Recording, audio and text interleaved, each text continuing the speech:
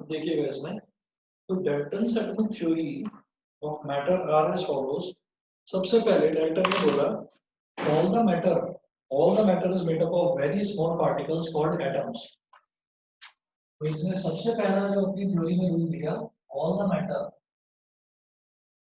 सही है, नोटबुक में लिखना है। कुछ नोट नहीं करना है, आपको सिर्फ समझना है, आपको सिर्फ समझना है। मैं आपको पॉइंट बाय पॉइंट बता रहा हूँ, और आप लोग जो है नोट्स में आपको इसके बाद भेज दूंगा क्लास के बाद। Okay sir. all the matter is made up of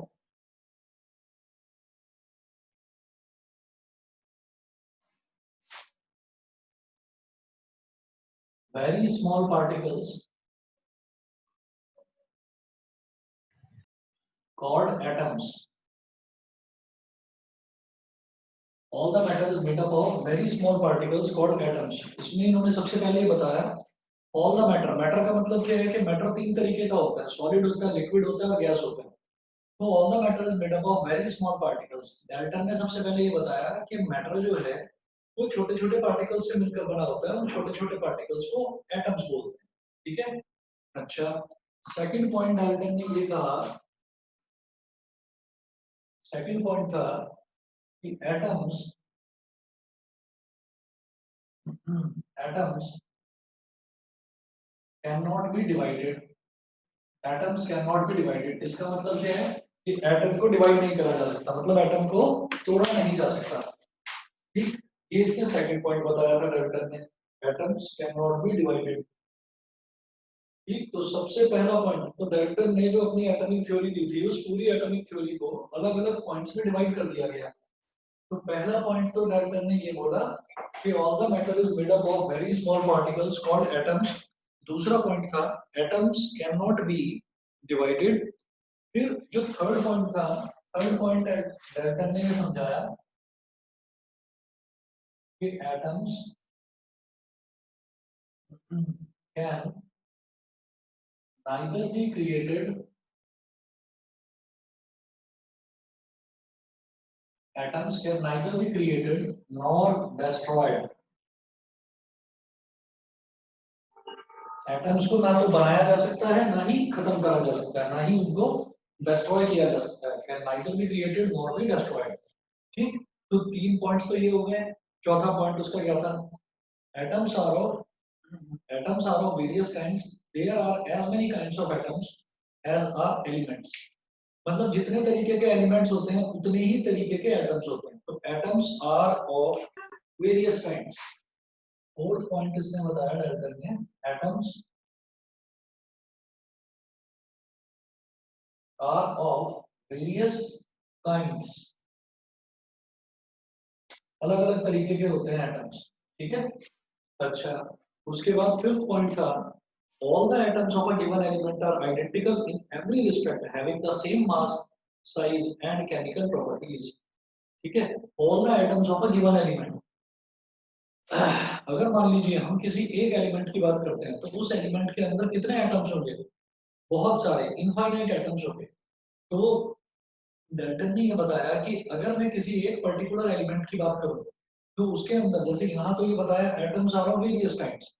various kinds का मतलब क्या है, एटम्स बहुत अलग अलग तरीके के होते हैं। पहली चीज तो ये होगी। ठीक है, फिर अगले ही पॉइंट में उन्होंने बताया कि atoms of the same element,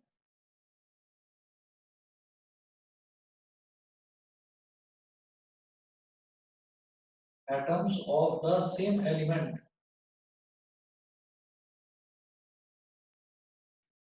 atoms of the same element are identical in every respect, are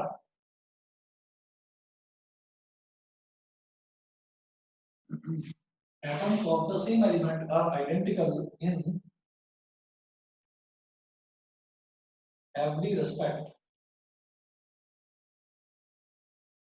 atoms of the same element are identical in every respect। कि किसी भी रेस्पेक्ट में देखा जाए तो एटम्स जो है वो सेम एलिमेंट के वो हर तरह से आइडेंटिकल होते हैं। मतलब उनकी शेप हो गई, उनकी साइज हो गया, उनका मास हो गया, हर तरीके से वो बिल्कुल आइडेंटिकल होते हैं। एक एक ही एलिमेंट के अगर अलग अलग एटम्स की बात करी जाए तो। ठीक, तो पांच पॉइंट्स। तो पहला पॉइंट उसने क्या बोला डाल्टन ने कि all the matter is made up of very small particles called atoms. कि कोई भी दुनिया का मैटर है, चाहे वो सॉलिड हो, चाहे वो लिक्विड हो, चाहे वो गैस हो, वो एटम से मिलकर बना है। ये फर्स्ट पॉइंट बताया था। Second point, atoms can not B divided, atoms को डिवाइड यानी कि एटम्स को तोड़ा नहीं जा सकता। Third point, atoms can neither be created not destroyed, atoms को आप पैदा भी नहीं कर सकते और खत्म भी नहीं कर सकते, मतलब आप प्रोड्यूस भी नहीं कर सकते और डिस्ट्रॉय भी नहीं कर सकते। Can neither be created not destroyed. Fourth point, atoms are of various kinds, atoms बहुत अलग अलग तरीके के होते हैं, लेकिन atoms of the same element are identical in every respect. Same element के एटम्स की अगर हम बात करें तो वो हर तरह से आइडेंटिकल होते हैं, सेम होते हैं। ठीक है बेटा, 1 मिनट वेट करिए, मैं 1 मिनट में आया।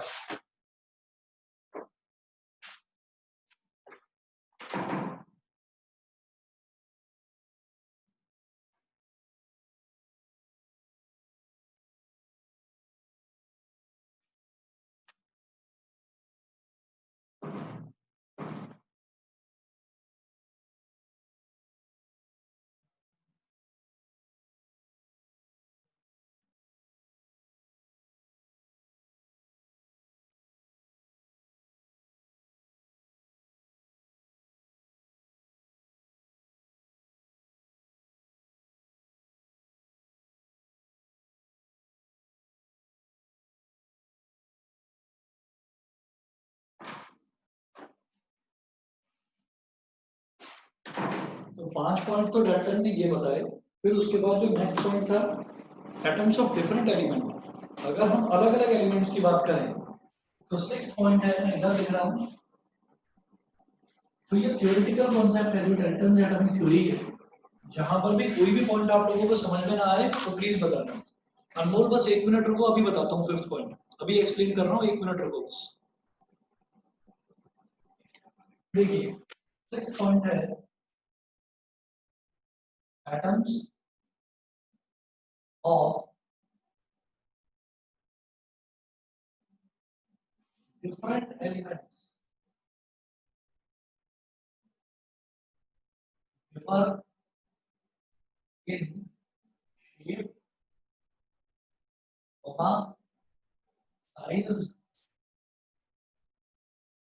size and mass. Atoms of different elements, atoms of different elements differ in shape, size and mass. तो अब जरा देखिएगा, दोबारा से मैं आपको बताता हूँ कि पांचों पॉइंट्स हैं वो क्या है। पहला है, all the matter is made up of very small particles called atoms. कि दुनिया के जितने भी मैटर हैं वो सारे के सारे छोटे छोटे पार्टिकल्स से मिलकर बने हैं। छोटे छोटे पार्टिकल्स को हम बोल देते हैं एटम्स। ऐसा डाल्टन ने एक्सप्लेन करा। सेकंड पॉइंट डाल्टन ने क्या बताया, atoms can not B divided. Second point था कि एटम को तोड़ा नहीं जा सकता, एटम को डिवाइड नहीं करा जा सकता। Third point, atoms can neither be created not destroyed, atom को ना तो क्रिएट करा जा सकता, मतलब ना तो उसको हम बना सकते हैं एटम को। कोई कहे कि आप इस चीज का एटम बना दो तो वो हमारे बस की बात नहीं है ना, एटम हम बना नहीं सकते। Atom can neither be created not destroyed. कोई बोले कि एटम को खत्म कर दो तो एटम को खत्म भी नहीं करा जा सकता। Fourth point, atoms are of various kinds, atoms जो होते हैं वो अलग अलग तरीके के होते हैं, वेरियस काइंड्स के होते हैं, अलग अलग टाइप के होते हैं। फिफ्थ पॉइंट है, atoms of the same element are identical in every respect. Same element के जो एटम्स होते हैं वो हर तरीके से आइडेंटिकल होते हैं, मतलब उनकी शेप, साइज और मास सब कुछ सेम होता है। ये पांचवा पॉइंट है। अनमोल क्लियर है ये पांचवा पॉइंट? सेम एलिमेंट, जैसे मान लीजिए सोडियम है या कैल्शियम है, कोई एक एलिमेंट है, उसके अंदर कितने एटम्स होंगे? उसके अंदर हजारों लाखों करोड़ों एटम्स होंगे। तो एक एलिमेंट की अगर हम बात करें और उस एलिमेंट के अंदर के एटम्स की बात करें तो उसके अंदर के सारे एटम्स शेप में, साइज में, मास में हर तरीके से आइडेंटिकल होंगे, सेम। बताइए क्लियर है? Yes sir. उसके बाद सिक्स पॉइंट देखिए, सिक्स पॉइंट है, atoms of different elements differ in shape, size and mass. Atoms of different elements मतलब अलग अलग एलिमेंट्स की अगर बात करें तो उनके जो एटम्स होते हैं they differ in shape, size and mass. उनका शेप, उनका साइज, उनका मास बिल्कुल अलग अलग होता है। ठीक है, अच्छा, ये 6 पॉइंट्स हुए। 6 पॉइंट्स के बाद सातवां पॉइंट क्या है? इसमें टोटल 10 पॉइंट्स हैं, आपको 10 के 10 याद करने हैं डाल्टन एटॉमिक थ्योरी के, 10 के 10 पॉइंट्स। तो छठा पॉइंट तो ये था बेटा। सातवां क्या है? केमिकल कॉम्बिनेशन बिटवीन टू और मोर एलिमेंट्स। मैं लिख रहा हूँ,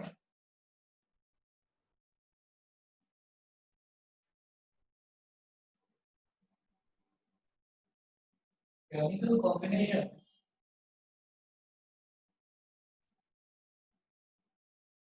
between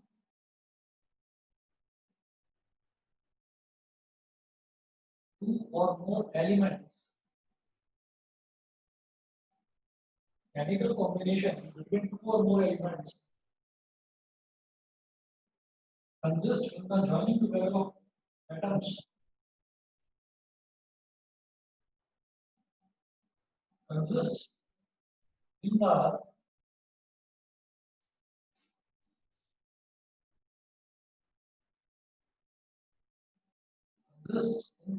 joining together of atoms.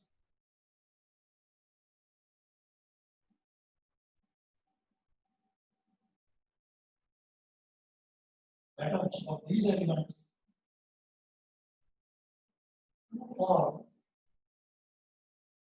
molecules of compounds. Molecules of compounds. इसका मतलब क्या है कि जब भी हम कभी बात करते हैं ना कि दो एलिमेंट कंबाइन कर रहे हैं, अब ध्यान से समझिएगा, केमिकल कॉम्बिनेशन बिटवीन टू और मोर एलिमेंट्स। जैसे मान लीजिए हमने ये कहा कि हाइड्रोजन जुड़ा ऑक्सीजन के साथ। तो जैसे मान लीजिए हम बोल रहे हैं कि हाइड्रोजन और ऑक्सीजन दो अलग अलग एलिमेंट्स हैं, और ये दोनों एलिमेंट्स जब कंबाइन करें तो एक नया कंपाउंड बना हमारे पास, क्या? वाटर। तो अब मैं ये बोलूंगा कि जैसे मान लीजिए हमने कहा कि H2O। बेटा H2O का मतलब क्या है कि वाटर का एक मॉलिक्यूल H2O का मतलब मैंने इसके आगे लिख दिया ट्वाइस ऑफ H2O। इसका मतलब H2O के दो मॉलिक्यूल्स। मैंने क्या करा, मैंने इसके आगे लिख दिया 4H2O, यानी कि H2O के 4 मॉलिक्यूल्स। तो याद रखिएगा जो एलिमेंट होते हैं ना, एलिमेंट के तो एटम्स होते हैं, ठीक है। एलिमेंट जैसे हाइड्रोजन है, तो हाइड्रोजन के तो एलिमेंट्स होते हैं, कि कितने पार्ट्स हैं उसके अंदर, हाइड्रोजन के कितने सारे एटम्स हैं। तो किसी भी एलिमेंट के तो एटम्स होते हैं, लेकिन किसी भी कंपाउंड के मॉलिक्यूल्स होते हैं। तो वही यहाँ समझाने की कोशिश करी गई है। डैल्टन की एटॉमिक थ्योरी का सातवां जो थ्योरी है, सातवीं जो पॉइंट है, वो है केमिकल कॉम्बिनेशन बिटवीन टू और मोर एलिमेंट्स। अगर दो या दो से ज्यादा एलिमेंट्स को अगर ज्वाइन किया जाता है तो it consists in the joining together of atoms of these elements to form molecules of compounds। इसका मतलब क्या होता है कि अगर कोई भी दो या दो से ज्यादा मैं एलिमेंट्स को कंबाइन कर रहा हूँ ना, तो बेटा वो जो एलिमेंट्स कंबाइन होते हैं बेसिकली उसमें उसमें ये होता है कि उनके जो एटम्स हैं वो आपस में कंबाइन हो जाते हैं, ठीक है। और जब एटम्स सारे के सारे आपस में कंबाइन हो जाएंगे दोनों एलिमेंट्स के, तो हम ये कहेंगे कि एलिमेंट कंबाइन हो गए, ठीक है। अगर मान लीजिए मैं हूं और मुझे, मेरा ये राइट हैंड है और मेरा ये लेफ्ट हैंड है, ठीक है।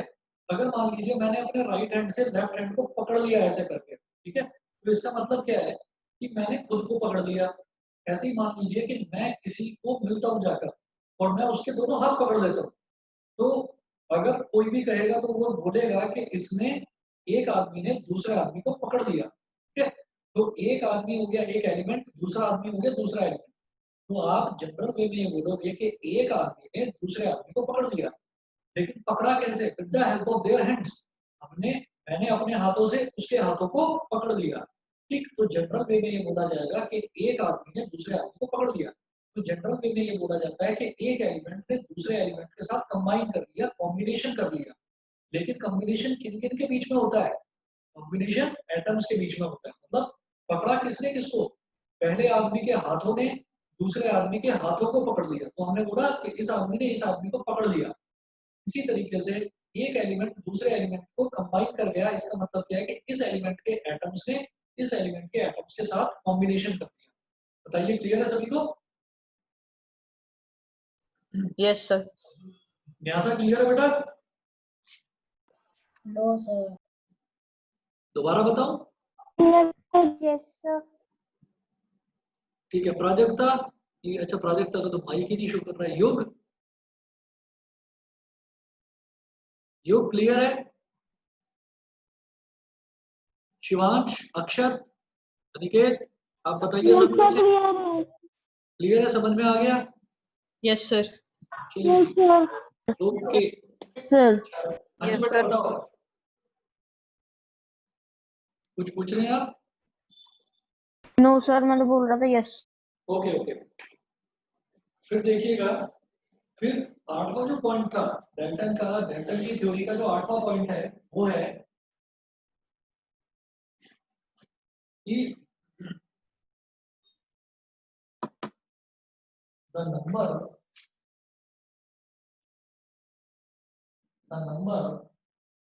And kind of atoms, the number and kind of atoms in a compound is fixed. एक कंपाउंड में कितने नंबर ऑफ एटम्स होते हैं और कितनी टाइप के एटम्स होते हैं। देखिए एक एलिमेंट के अंदर तो सेम टाइप के एटम्स होंगे जो कि आइडेंटिकल होंगे, यही था ना, atoms of the same element. एक एलिमेंट के अंदर तो सेम टाइप के सारे एटम्स होंगे, ठीक है। और जो डिफरेंट एलिमेंट्स होंगे दे आर डिफरेंट, वो अलग अलग तरीके के होंगे, they different shape, they different size, they different their mass. तो डिफरेंट डिफरेंट एलिमेंट्स हैं, वही तो कंबाइन करके एक नया कंपाउंड बनाते हैं।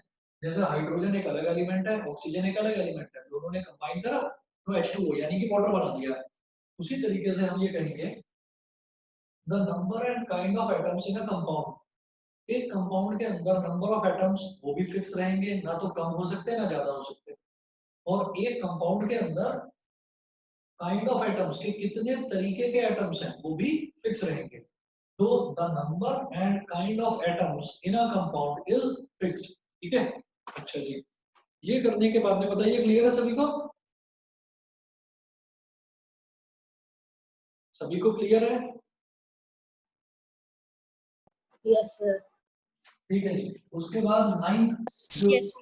हाँ जी, नाइन्थ पॉइंट देखिएगा। नाइन्थ पॉइंट क्या है कि during chemical combination atoms of different elements, during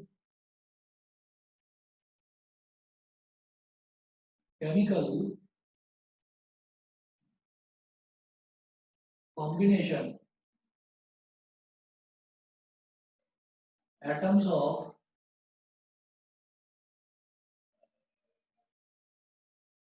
during chemical combination atoms of different elements combine, atoms of different elements combine, different elements combine in small whole numbers,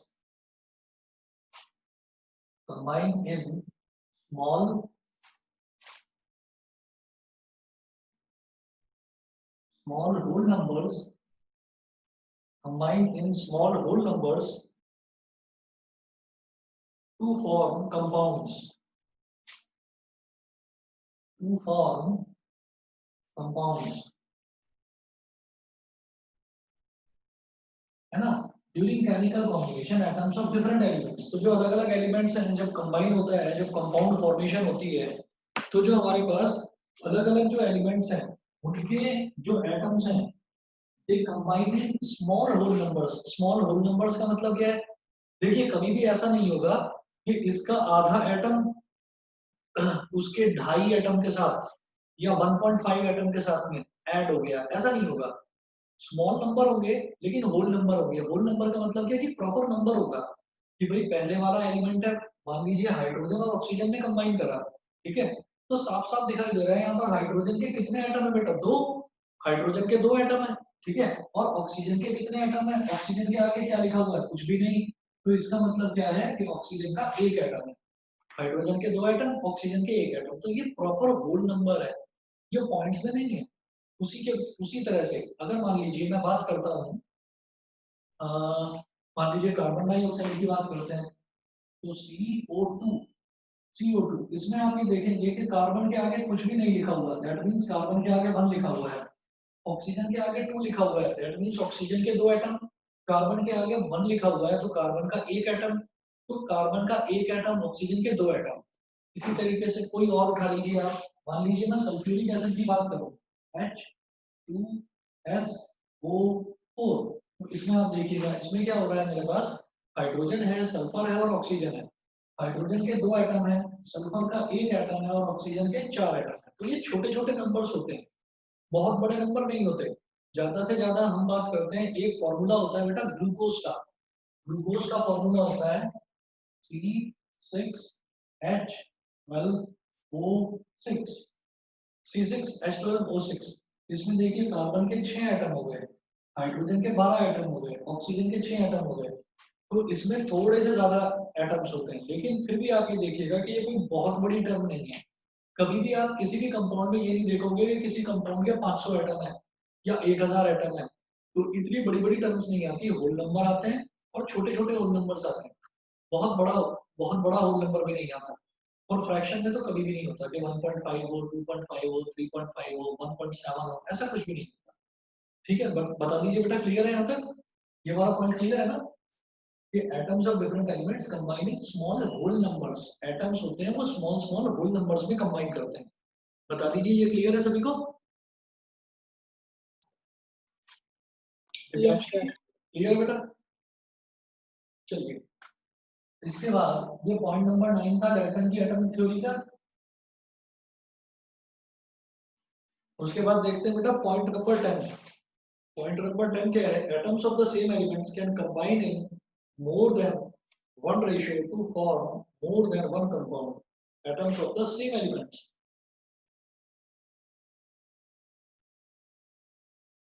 atoms of the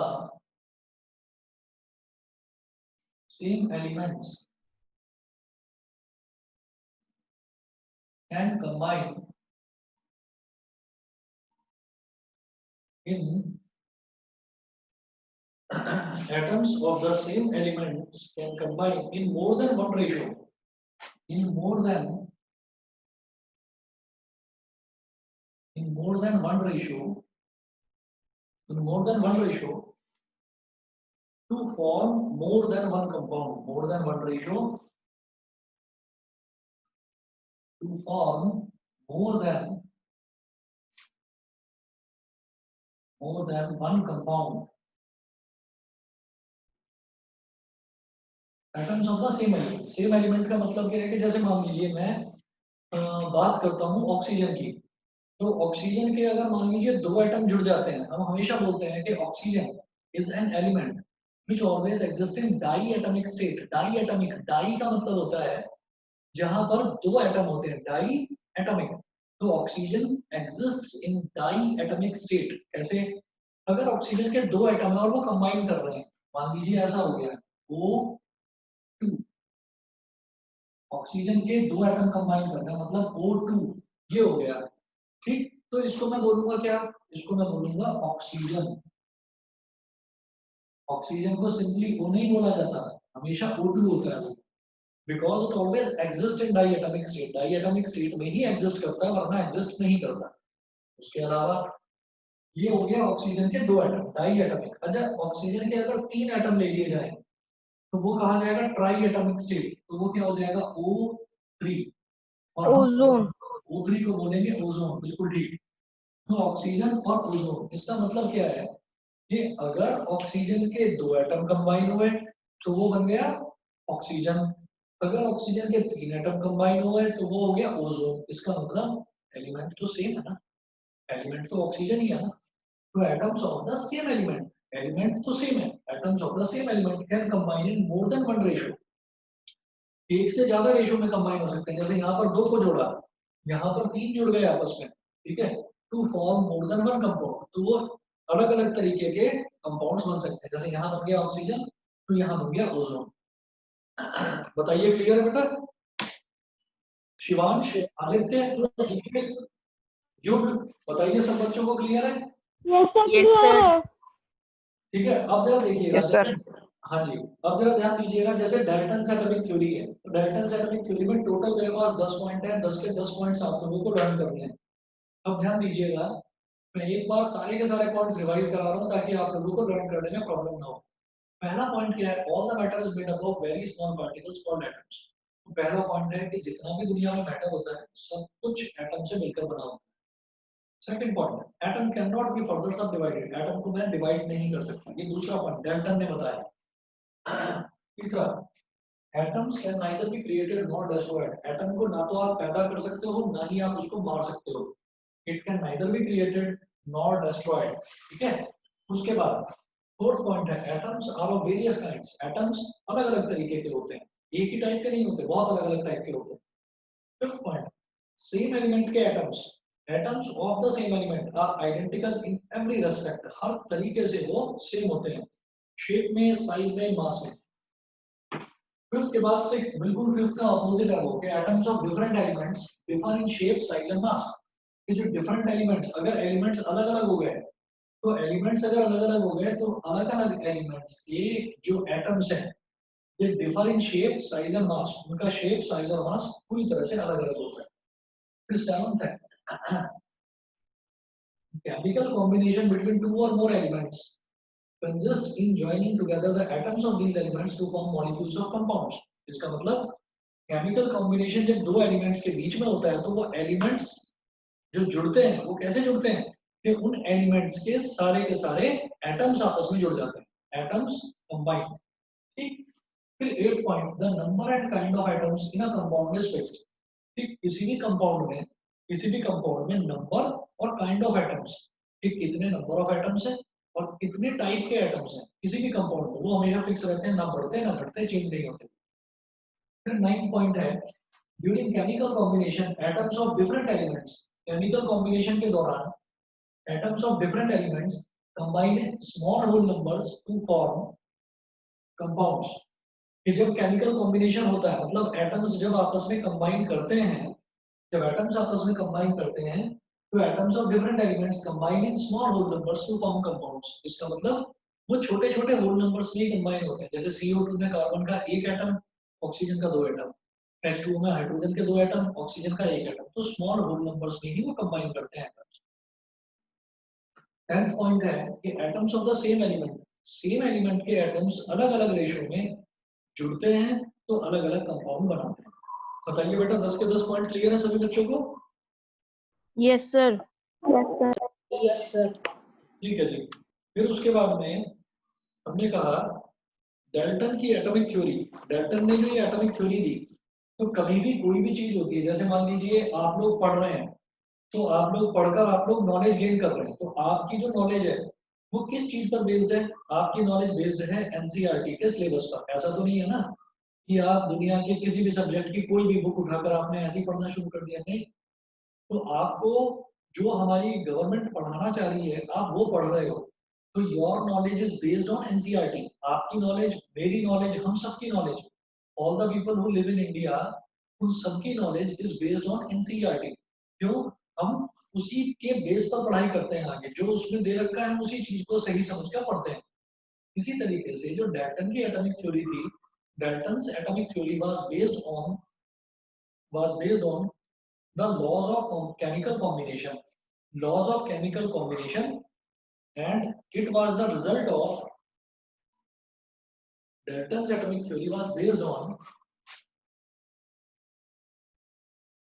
Dalton's theory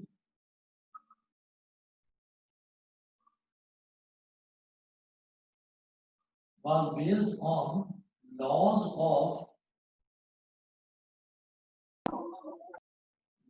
of chemical combination by LAVOI SIER। ये एक scientist का नाम था, लेवोइजियर। LAVOISIER।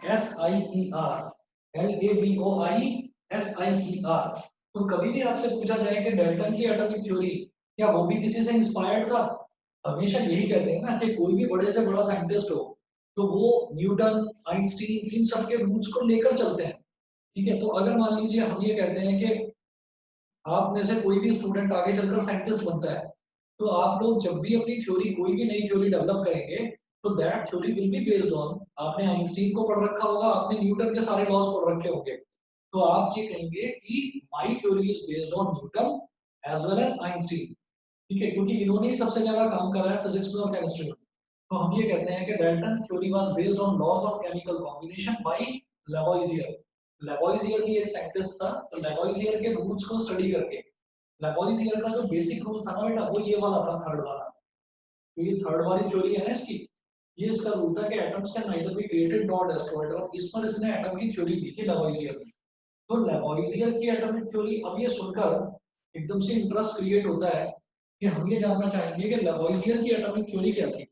तो हमें सिर्फ इतना ध्यान रखना है कि डाल्टन की atomic theory was based on the theory given by Lavoisier, और उससे ज्यादा पढ़ने की जरूरत नहीं है, क्योंकि वो चीज अपने सिलेबस में नहीं है। हमको सिर्फ डाल्टन एटॉमिक थ्योरी बताना है, डाल्टन एटॉमिक थ्योरी ही हमको पढ़ना है।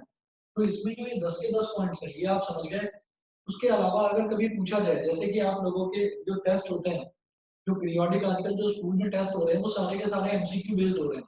तो उसमें एक क्वेश्चन ये आ सकता है कि Dalton atomic theory was based on, 3-4 अलग अलग साइंटिस्ट के नाम दे दिए, आपने पढ़ रखा होगा तो आपको ध्यान रहेगा कि लवॉइजियर पर बेस्ड था। सभी को क्लियर है? सभी को Yes, क्लियर sir. है? चले आगे। Yes. अच्छा, नेक्स्ट है the postulate of Dalton atomic theory says that the elements consist of atoms having fixed mass and that the number and kind of atoms in a given compound is fixed, came from the law of constant proportions given by Proust।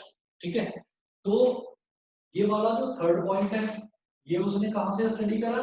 लवॉइजियर की theory से। ठीक है, और उसके बाद इसमें postulate का मतलब होता है, पोस्टुलेट POSTULATE, पोस्टुलेट का मतलब होता है बेटा रूल, है ना। तो रूल जो बनाए इन्होंने, तो एक इसका पोस्टुलेट ये था कि atom can neither be created nor destroyed, it was based on the theory given by Lavoisier. ठीक है, फिर इन्होंने ये बताया कि the elements consist of atoms having fixed mass and that the number and kind of atoms in a given compound is fixed। ठीक है, मतलब जो ये वाला है, 8th वाला जो पॉइंट है, ये वाला, it was based on the, it was based on the theory given by, it was based on the theory given by Proust, Proust, given by Proust। ठीक है, तो Proust was another scientist। तो हमने ये कहा कि जो इसके पोस्टुलेट हैं, इन पोस्टुलेट्स का भी कहीं ना कोई बेस रहा है। तो जो ये वाला था थर्ड वाला it was derived by the theory based on the theory provided by Lavoisier, and this eighth postulate यानी कि eighth rule, it was based on the theory given by another scientist known as Proust. सभी को clear है? Yes, sir. ठीक है जी। अब इसके बाद, अब जैसे कोई भी थ्योरी आती है ना, तो जैसे डाल्टन की एटॉमिक थ्योरी थी, तो डाल्टन की एटॉमिक थ्योरी के हमने 10 पॉइंट देखे। फिर उसके बाद हमसे ये भी पूछा जाता है कि क्या इसके कोई ड्रॉबैक्स भी थे, क्या इस थ्योरी में कोई कमी भी थी। तो हम कहेंगे कि हाँ, इस थ्योरी में कुछ कमियां थी, कुछ इसके ड्रॉबैक्स थे। वो ड्रॉबैक्स क्या थे वो स्टडी करते हैं अभी। मैं ये मिटा रहा हूँ यहाँ से।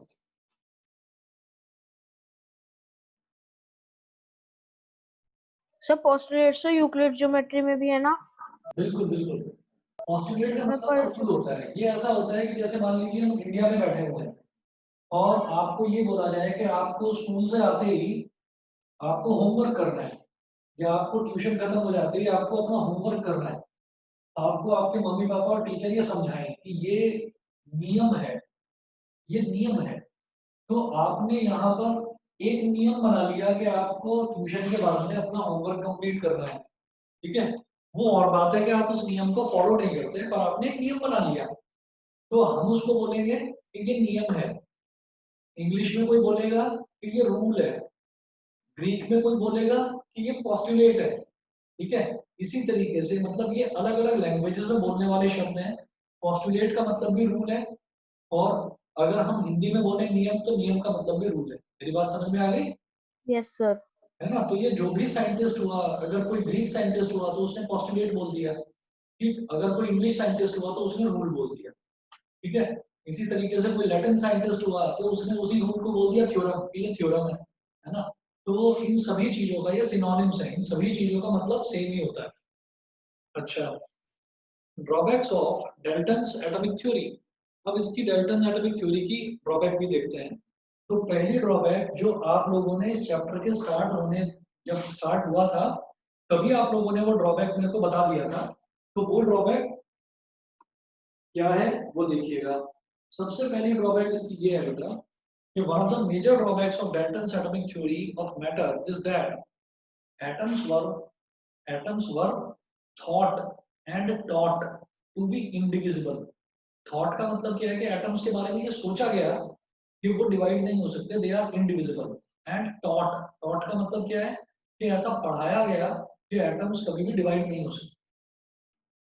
But all of us now know that under special circumstances atoms can be further divided into still small particles called electrons, electron, proton protons and and neutron. neutrons. तो यहाँ पर याद रखने वाली चीज क्या है कि under special circumstances, special circumstances क्या होती हैं, वही nuclear fission and nuclear fusion.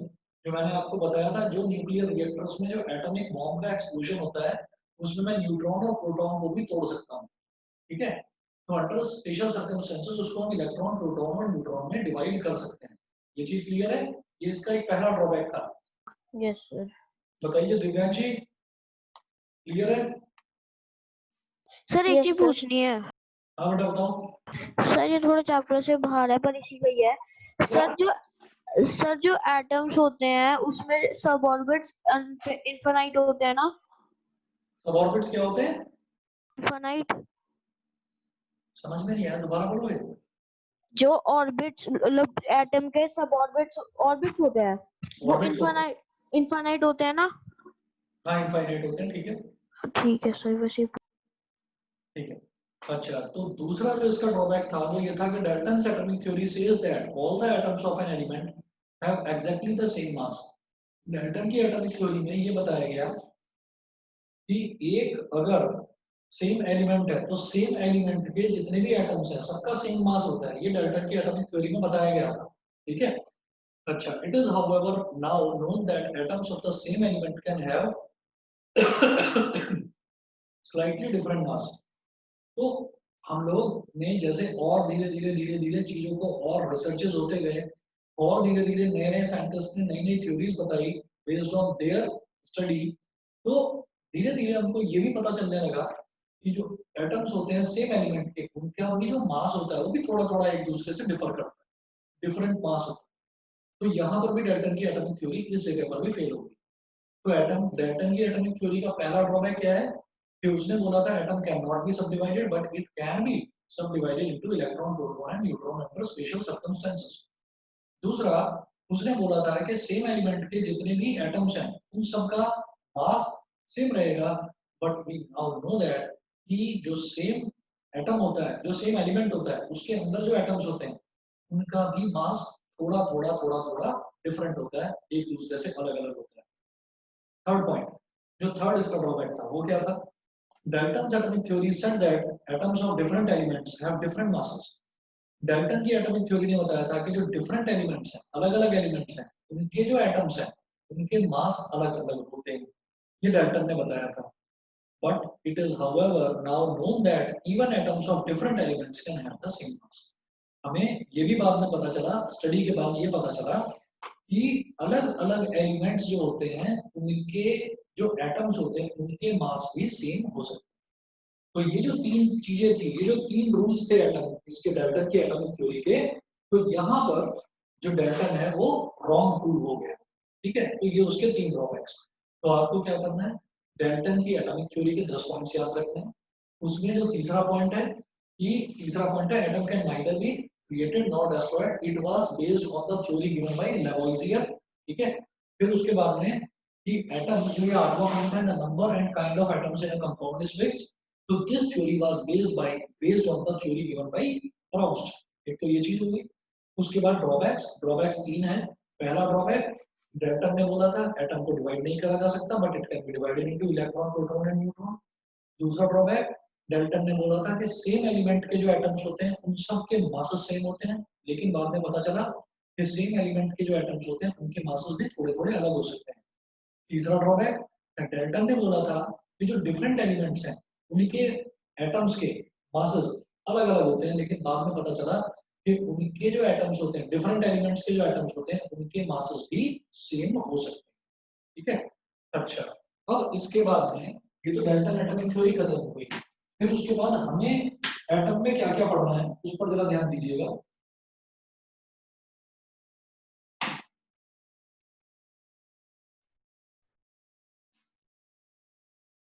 अब मैं हेडिंग डाल रहा हूँ एटम्स, मतलब अब सिर्फ और सिर्फ एटम के बारे में पढ़ेंगे। एटम्स, एटम्स में क्या है? An atom is the smallest particle of an element that can take part in a chemical reaction. एक केमिकल रिएक्शन में अगर कोई पार्टिसिपेट करता है किसी भी एलिमेंट में से, तो वो एटम करता है, पहली चीज। दूसरा, atoms are very very small in size, atoms का साइज बहुत छोटा होता है। तीसरा, the size of an atom is indicated by its radius which is called atomic radius. Atomic radius is measured in nanometers. तो हम ये बोलते हैं कि एटॉमिक रेडियस, जैसे मान लीजिए हमने कहा कि अगर मान लो हम घर की बात करते हैं, फॉर एग्जांपल हम किसी भी घर की बात करते हैं या किसी भी फ्लैट की बात करते हैं, तो उसमें जो फ्लैट की लेंथ, ब्रेथ या हाइट होती है, उसको आप किस यूनिट में मेजर करेंगे, मीटर में या किलोमीटर में?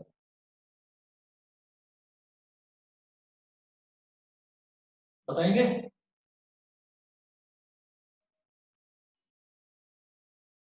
बताइए। सर मीटर में। मीटर में करोगे ना? वही चीज मैं आपसे पूछना चाह रहा हूँ। इसी तरीके से अगर मान लीजिए आप कोई कपड़ा बनाते हैं, पैंट शर्ट आप कुछ भी बनवाते हैं, किसी टेलर से बनवाते हैं, तो वहां पर जो आपका जो साइज है, जो आपकी कमर का साइज है, आपके पैरों की लेंथ है, वो सारी चीजें वो किस चीज में मेजर करी जाती हैं, सेंटीमीटर में या मीटर में? मीटर। अरे, सेंटीमीटर में या मीटर में? करी जाती तो इंचेस में है। या तो इंचेस में होती है या सेंटीमीटर में। भाई मीटर तो आप अपने आप में देखिए ना, इतना बड़ा है मीटर। अब पता चला किसी की टांगे इतनी छोटी छोटी है, वो मीटर में कैसे नापोगे आप? तो मीटर से जो छोटी वाली यूनिट होती है सेंटीमीटर, तो सेंटीमीटर में मेजर करा जाता है। अब जो एटम होता है, एटम का साइज बड़ा है या छोटा है, वो कैसे मेजर करा जाता है? वो इस चीज से मेजर करा जाता है कि जब हम एटम होता है तो एटम के रेडियस की बात करते हैं कि एटम का रेडियस कितना है, तो रेडियस मेजर करा जाता है, उस यूनिट को हम बोलते हैं नैनोमीटर। ठीक है, तो एटॉमिक रेडियस,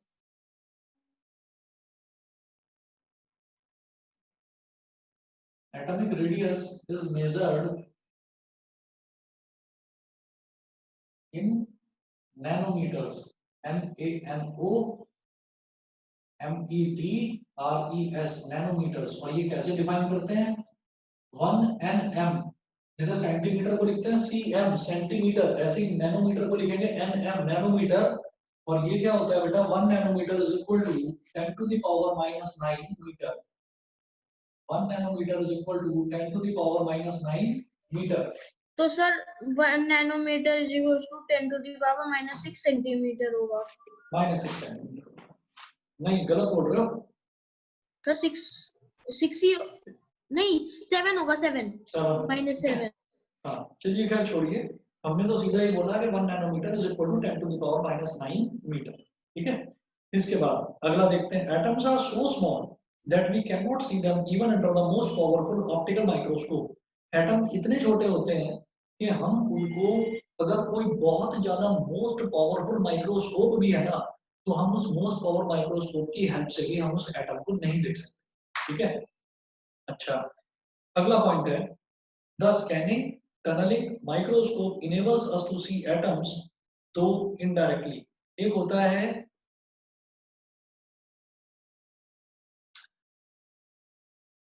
एटम, अनमोल क्या पूछ रहे हो बताओ?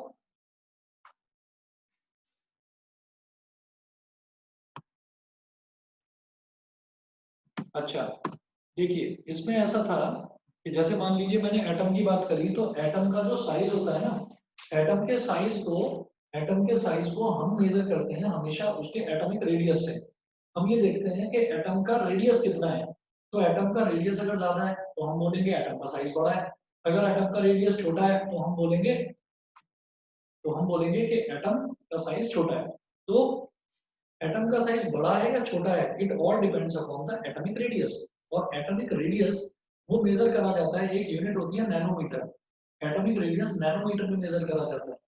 1 नैनोमीटर इज इक्वल टू 10 की पावर माइनस 9 मीटर। ठीक है, तो एटम में मैंने अभी इतना ही बताया है।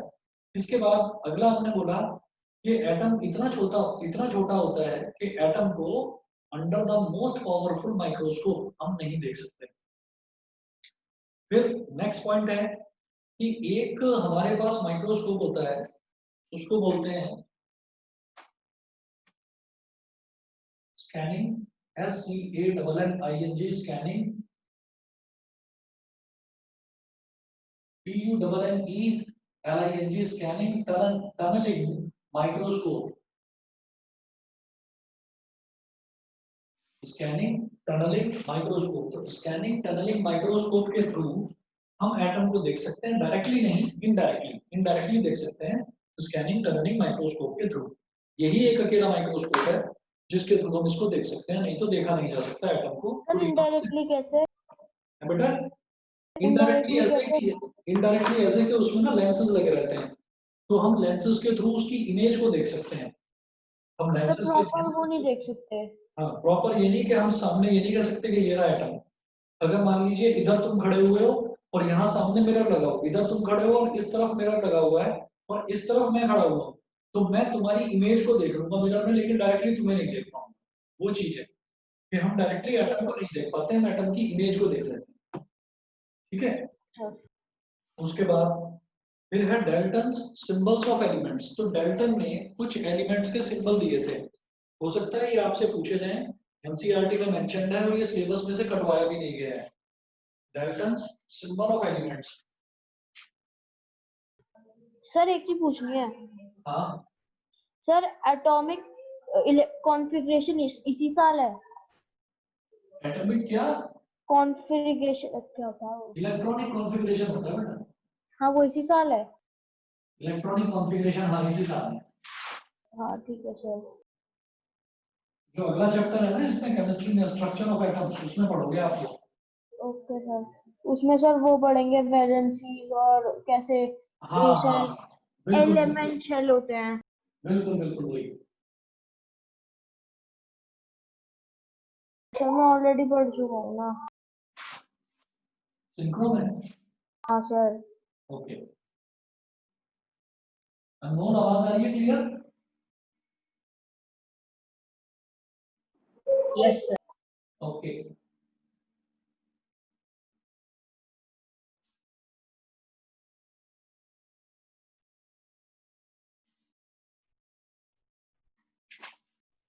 चलिए जी, तो डेल्टन्स सिंबल ऑफ एलिमेंट्स। तो डेल्टन ने बताया था कि जो एलिमेंट्स हैं, एलिमेंट्स के सिंबल क्या क्या होते हैं। जैसे मान लीजिए हमने ये कहा कि हाइड्रोजन है, हाइड्रोजन का सिंबल H होता है, मुझे मालूम है। ऑक्सीजन का सिंबल O होता है, मैं जानता हूँ। नाइट्रोजन का N होता है। तो इसी तरीके से डेल्टन ने भी कुछ सिंबल दिए थे। तो तब तक वो जो मॉडर्न सिंबल्स हैं जो हम अभी जानते हैं, वो सिंबल्स तब तक इन्वेंट नहीं हुए थे। तो उससे पहले डेल्टन ने कैसे कैसे सिंबल दिए थे जरा देखना। डेल्टन ने बोला था कि हाइड्रोजन का सिंबल ये होता है, हाइड्रोजन है ना, डेल्टन ने बोला हाइड्रोजन का सिंबल होता है, एक सर्कल बनाया और सर्कल के अंदर एक डॉट बना दिया, तो ये सिंबल है हाइड्रोजन का। ये बोला था डेल्टन ने। ठीक है, युग समझ में आ रहा है?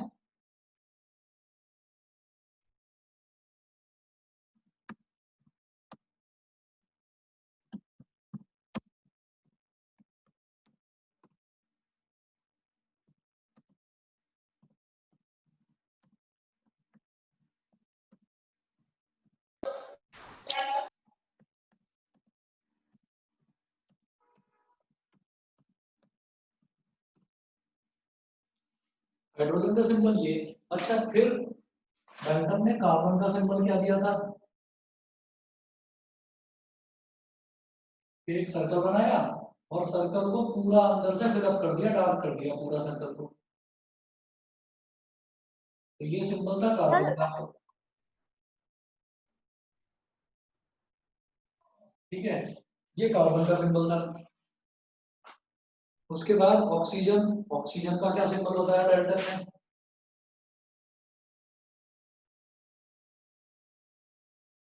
बस एक खाली सर्कल, ये ऑक्सीजन का सिंबल हो गया।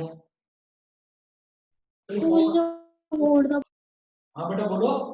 पता है, कुछ नहीं कुछ नहीं। फिर फोर्थ है फास्फोरस। तो फास्फोरस का सिंबल क्या बनाया डेल्टन ने? फास्फोरस का सिंबल ये था, जैसे आप मर्सिडीज का सिंबल देखते हैं ना, ऐसे, ये फास्फोरस का सिंबल था। फिर सल्फर का क्या सिंबल था?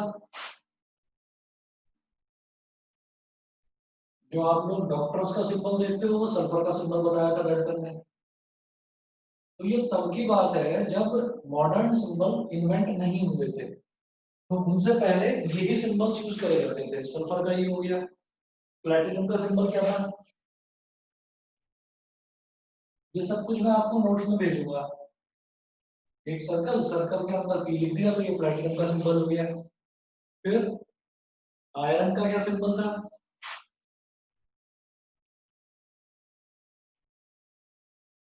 एक सर्कल बनाया, सर्कल के अंदर आई लिख दिया, ये आयरन का सिंबल हो गया। कॉपर,